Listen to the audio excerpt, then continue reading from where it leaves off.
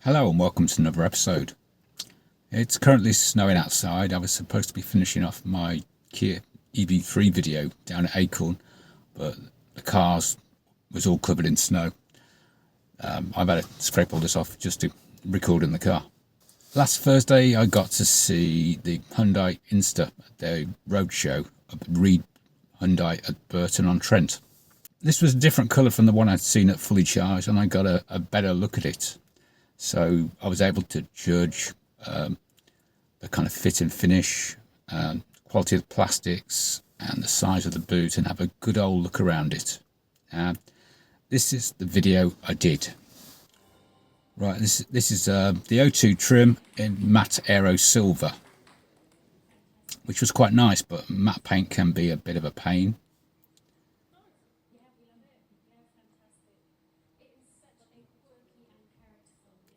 I do like it. I mean, it's very narrow compared to any of the UGMP platform cars. They demonstrated an electric scooter for the vehicle to load test. It's on 17-inch rims, 205/45 R17s. I couldn't find the heated steering wheel button. The O2 trim is supposed to have that, but as you'll see inside it, I couldn't quite see it. The boot is probably the biggest weakness of the Inster. I mean, it doesn't compare well to my wife's Renault Zoe, which is what we're looking to replace. The Zoe's got a 338 litre boot versus the 238 of the Inster.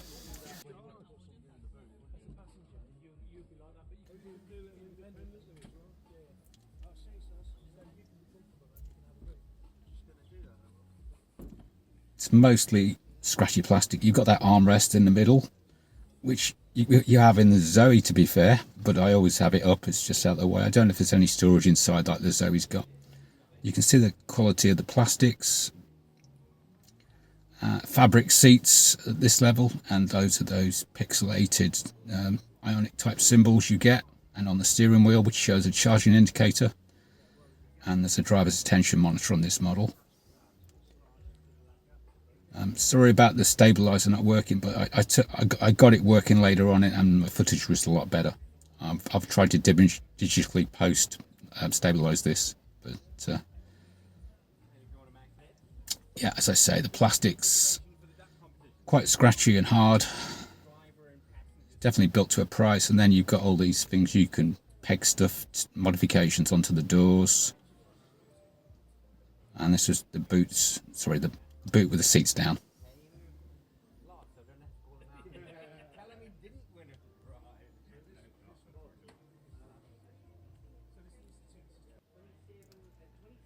And more of the door controls on the back door controls and the speakers. The actual holders in the doors don't seem that wide.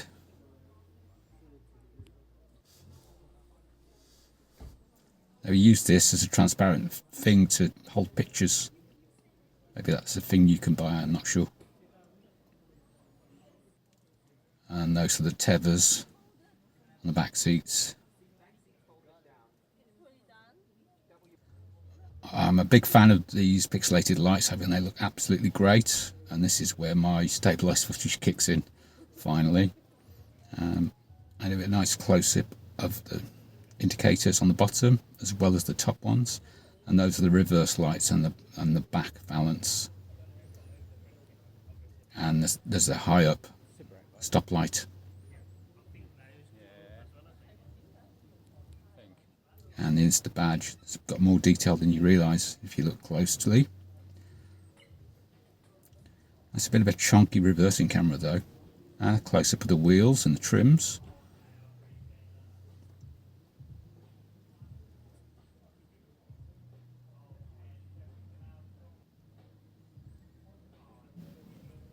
And the indicators.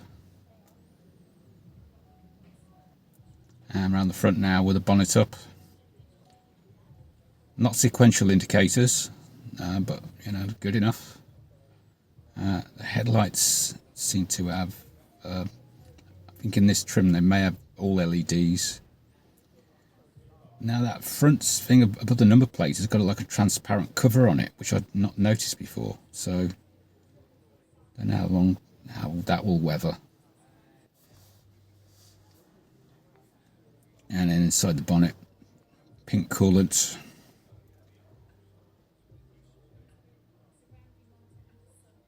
And it's the newest 60 amp hour battery that's also in my EV6 now. They replaced it with that. And looking inside the charge flap, there's a light at the top you can just about see, yeah, which is good.